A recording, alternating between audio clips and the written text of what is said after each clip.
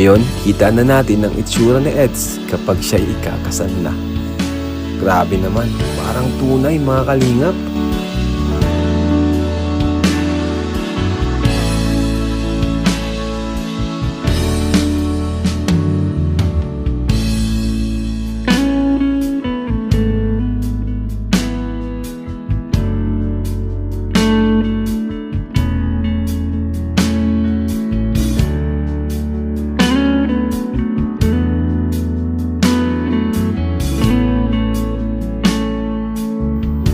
Isang biyansin na lang talaga ang hinihintay.